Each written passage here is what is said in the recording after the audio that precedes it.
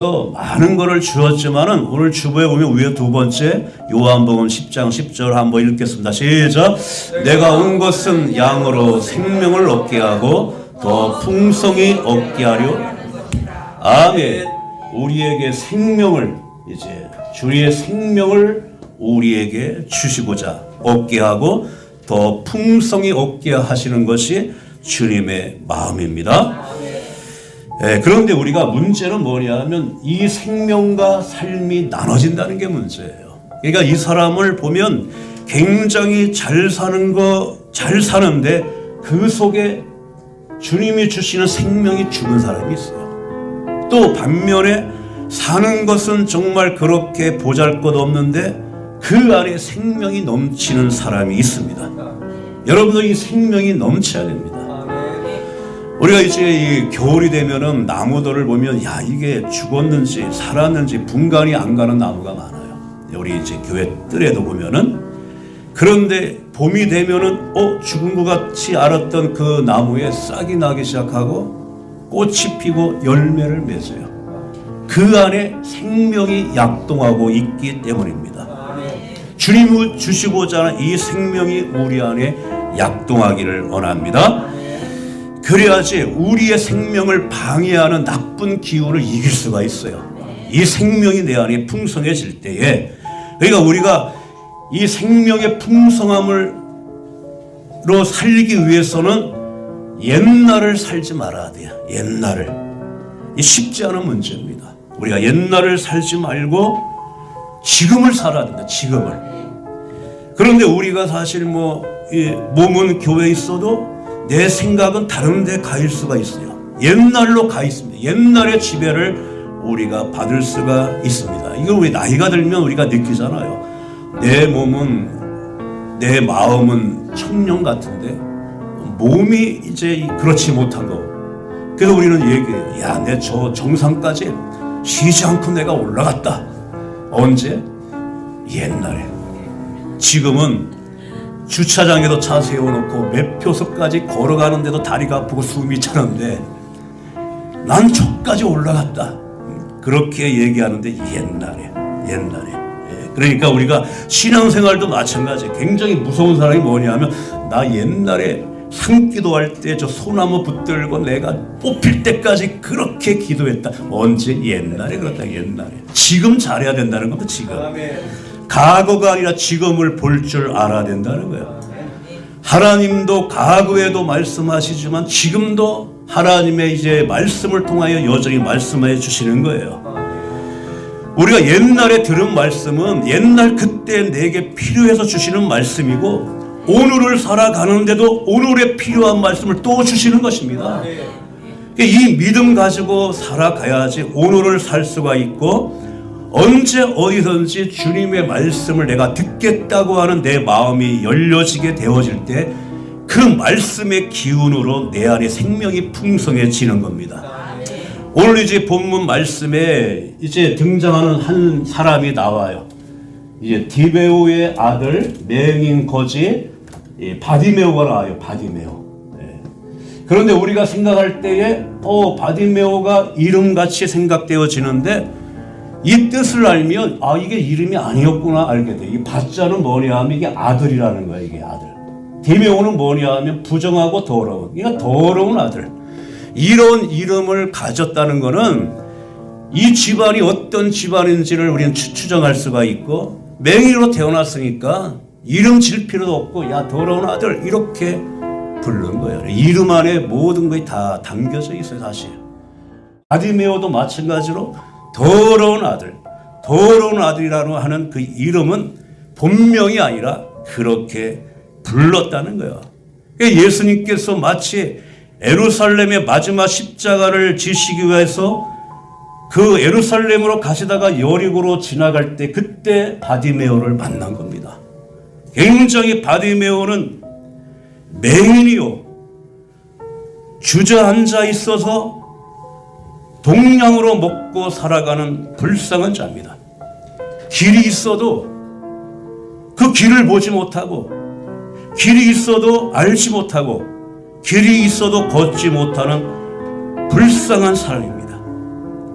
그런데 우리가 하나님의 말씀을 우리가 볼 적에 야 이게 뭐 거지 맹인 바디메오 이 한 사람의 이야기를 성경에 기록했다면 이 한 사람의 이야기로 끝나는 거예요. 그런데 우리는 하나님의 말씀을 우리가 듣고 읽다 보면 어떻게 지금 내 상황과 또 나에게 주는 말씀같이 이렇게 깨달을 때가 있어요. 그래서 오늘 바디메오 말씀을 듣다 보면 내가 바디메오 같구나 이렇게 우리는 와 닿을 수가 있다는 거예요. 왜냐하면 맹인이기 때문에 길이 있어도 가지 못해요. 내 자신이 가야 할 길로 가지 못하고 엉뚱한 길로 가고 있는 바디메오가 아닌가 그렇게 우리는 깨달을 때가 있다는 거예요. 그러면 내가 바디메오? 나는 이 구걸한 적이 없는데? 그렇지만은 우리가 생각해보면 우리는 늘 구걸하면서 살아왔어요. 사실 어릴 적에는 이제 친구가 뭘 먹고 있으면 그 옆에서 나 한 입만 달라고. 저도 형제가 여럿인데 막내기 때문에 이제 뭐 먹을 걸 주면은 이제 빵을 사가지고 이렇게 주면은 저는 잽싸게 먹어요. 근데 형들은 이제 나중에 먹어요. 먼저 다 먹고 나서 형들 먹을 때 옆에서 한 입만 줘. 이게 구걸이에요. 이게 구걸. 그런데 커서는 우리가 어떤 이제 자기하고 의견이 안 맞게 되면은 내 얼굴이 굳어집니다.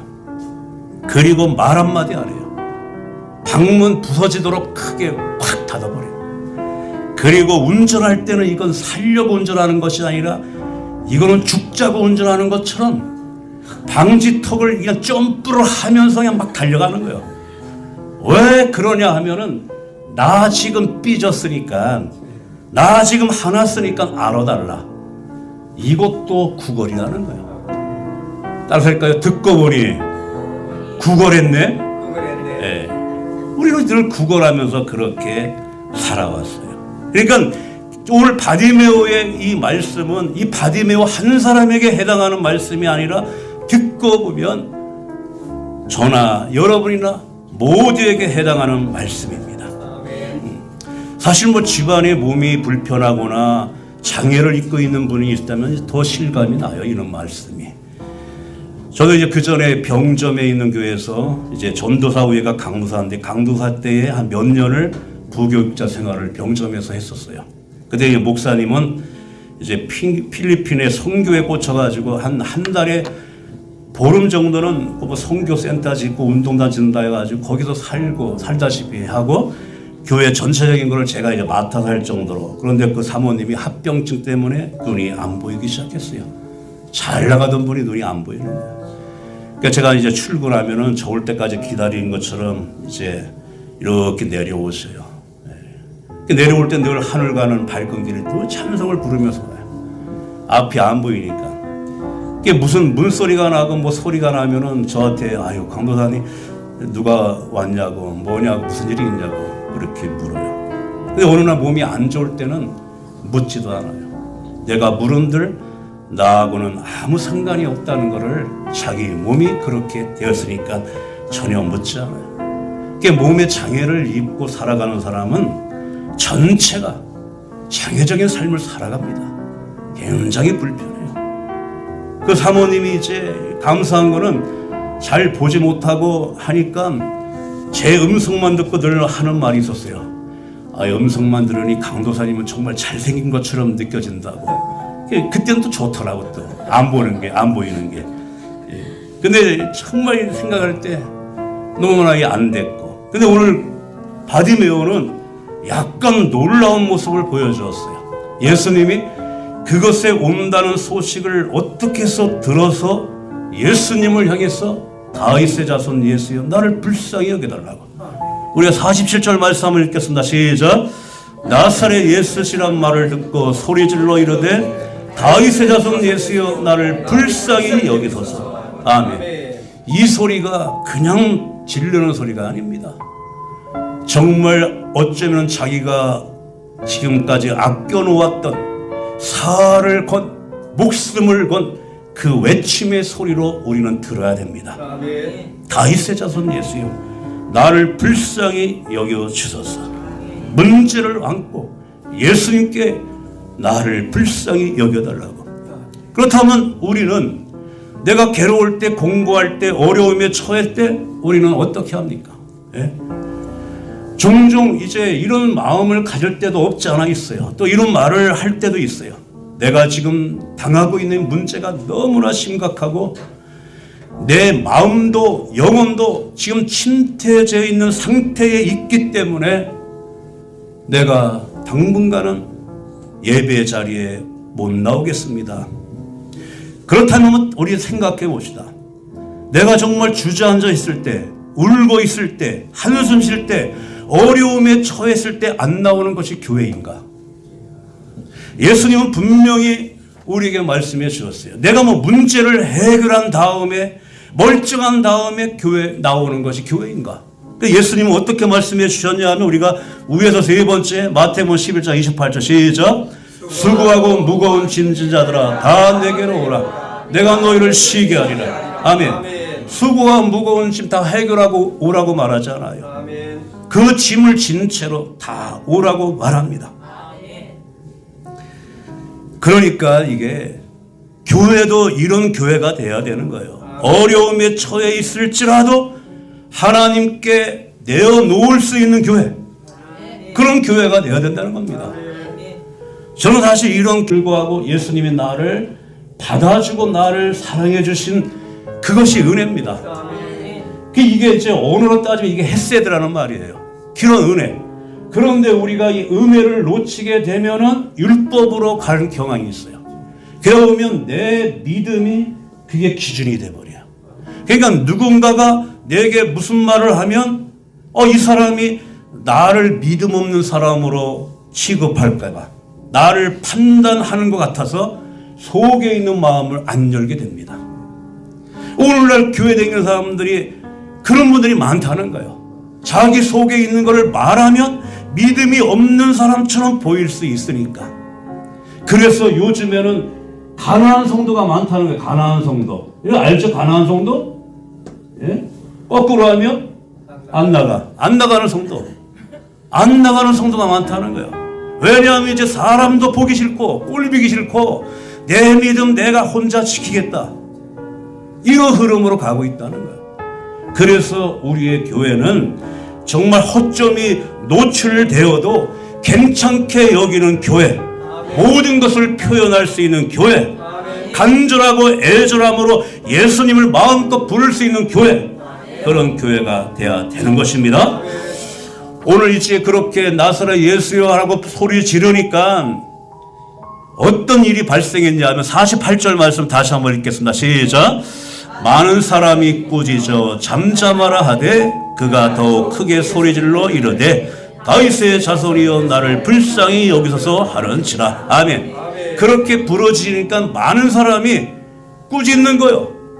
뭐 좋게 꾸짖겠어요? 야, 너 같은 놈이, 그러면서 막 욕을 해댔겠죠. 잠잠하라. 그렇다면 이렇게 꾸짖는 사람들이 어떤 사람입니까? 내가 너보다는 낫다고 생각하는 사람들, 내가 너보다는 성공했다고 생각하는 사람들, 기를 죽이는 거죠.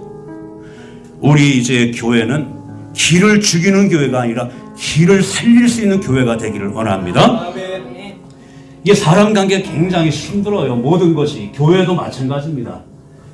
교회도 이제 사람 관계가 굉장히 힘들어요. 그러니까 제가 이제 신년 초구하니까 그런 걸 이제 말씀드리는 거예요. 누가 얘기를 하면 이제 두 가지의 반응이 되게 나와요. 첫 번째 반응은 이제 그런 얘기를 들으면, 아, 집사님, 아이, 그게 뭐가 힘들어? 나는 옛날에 그거보다 더 힘들었다고 자기에게 한 2시간 하는 거예요. 아, 그것도 못 이겨? 그러면서 이해 못하고 욱박지르는 사람이 있어요. 또 반면에 이제 집사님, 자기가 고생해봤으니까 참 힘들지? 얼마나 힘들어? 나도 힘들었을 때 하나님 붙들고 그렇게 기도했더니 언젠간 좋은 날이 오더라. 아멘. 함께 기도하자.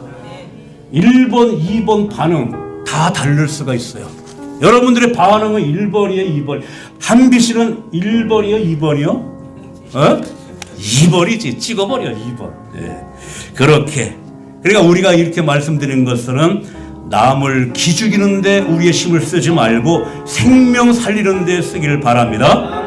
오늘 바디메오가 이러면은 이 소리를 들으면은 잠잠할 수밖에 없는데 더 크게 소리를 질렀다는 거예요. 이 놀라운 것이죠. 더 크게 소리를 지르면서, 왜냐하면 주변에서 잠잠하라고 하는 그 소리를 듣지만 당신이 내 생명 책임질 것도 아닌데 이게 무시해 버리는 거예요.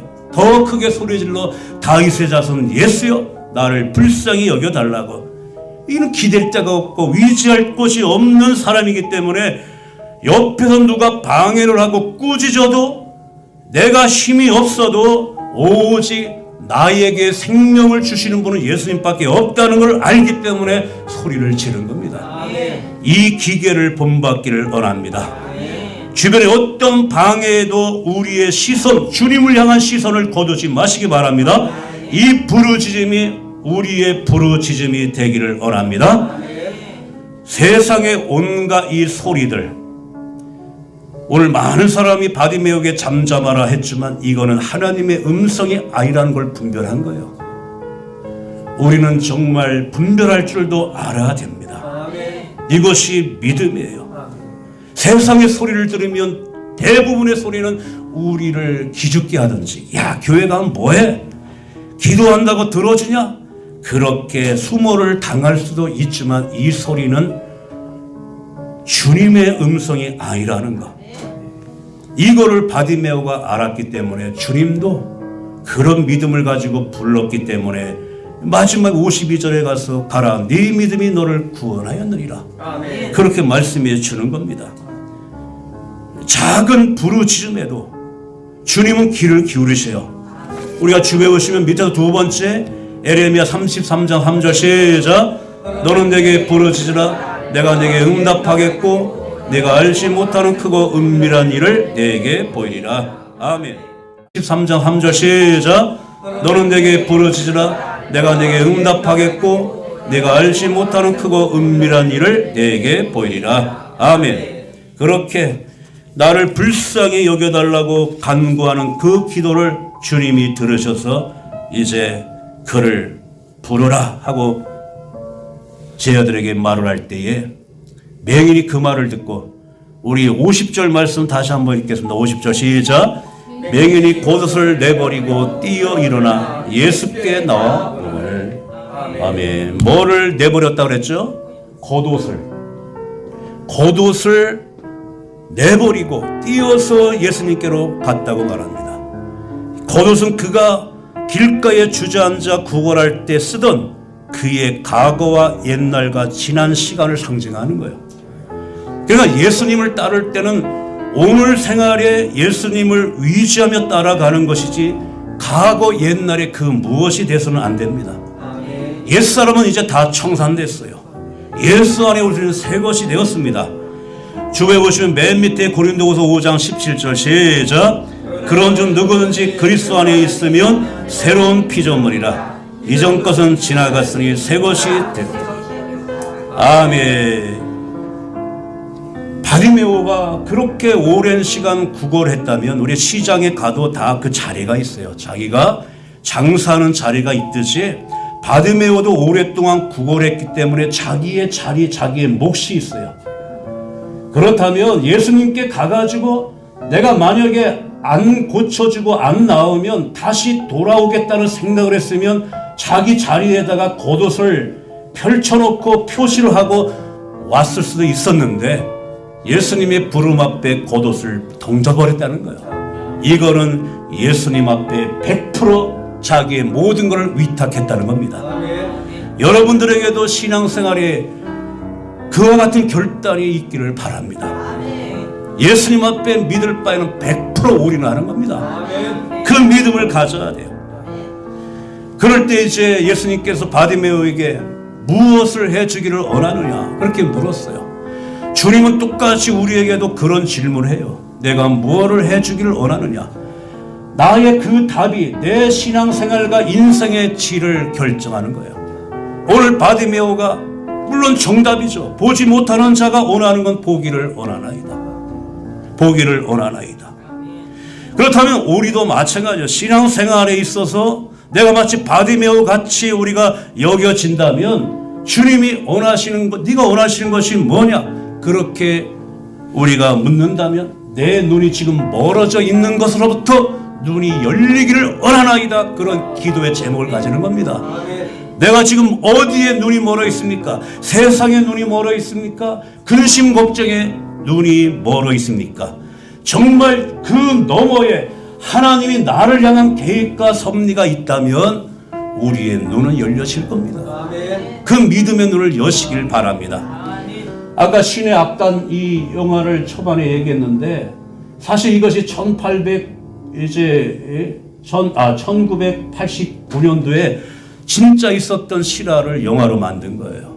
빌리 그레엄 목사님이 이제 저희 북한에 부흥 집회하겠다 하니까 종교의 자유가 없죠. 교회들도 없고. 그런데 이제 돈을 받는다는 그것 때문에 가짜 이제 성가대 가짜 교회, 그때 세워진 교회가 7곡교회 이제 봉석교회 이런 교회가 세워진 거예요. 가짜로. 이거를 이제 바탕으로 해서 빌리 그레엄 목사님은 대단한 분이에요. 빌리 그레엄 목사님은 우리나라가 사실 뭐 북한으로부터 이제 6.25 때 저 부산까지 낙동강 밑에까지 밀려나갈 때에 미국은 손을 떼어버렸어요. 왜냐하면 하도 뭐 미군 철수를 부르짖어가지고 가버렸어요. 그런데 빌리 그레엄 목사님이 저렇게 공산주의가 되면 남한에 남아있는 기독교인들은 어떻게 살아야 됩니까? 그래서 크루만 대통령한테 그거를 강력하게 요구해가지고 그렇다면 미군들 들어가가지고 한국 이제 싸워줘라. 그래서 들어온 겁니다. 그게 미군이야, 그게 미군. 이 역사는 분명히 여러분들이 짚고 넘어가 됩니다. 그렇게 이제 북한에서 그렇게 부흥 집회한다 그러니까 가짜 찬양단, 가짜 성도 그걸 만들어 가지고 하는데 아무리 가짜도 하나님의 말씀은 생명력이 있어요. 하나님의 찬송 안에는 영광이 있기 때문에 아무리 가짜로 부르고 가짜로 말씀을 읽어도 그 복음이 그들을 강타해버린 겁니다. 그래서 이 주인공이 눈이 멀었던 그 눈이 열어져 버린 거예요.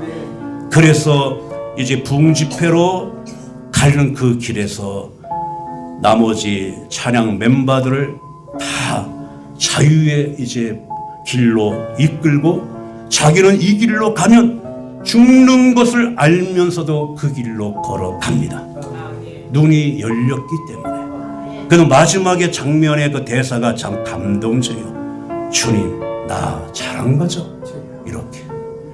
그리고 이제 그 찬양 그 부르는 게 이제 서울에 그 사랑의 교회가 이제 배경이 돼가지고 웅장하게 찬양을 부르면서 이렇게 끝나는 것인데 그렇게 눈이 열려지니까 그 길로 가는 겁니다. 우리의 눈이 정말 열려져서 이 길이 정말 놀라운 길이요 생명의 길인 것을 안다면 우리는 그 길로 가는 겁니다. 이 시간 이 말씀을 통해서 보이지 않는 우리의 눈이 열려지기를 원합니다. 믿지 않는 것이 믿어지기를 원합니다. 믿음 갖기를 원합니다. 이것이 우리의 기도의 제목이 되어서 이제 우리가 음력설도 다가오고 있고 이제 새해가 또한 밝아져 옵니다. 우리나라는 2번 새해이기 때문에 눈에 보이는 것만 우리가 바라보고 사는 것이 아니라 정말 주님과 함께 살아가는 것, 주님과 동행하며 살아가는 삶이 신앙생활임을 풍성하게 느낄 수 있는 한 해가 되기를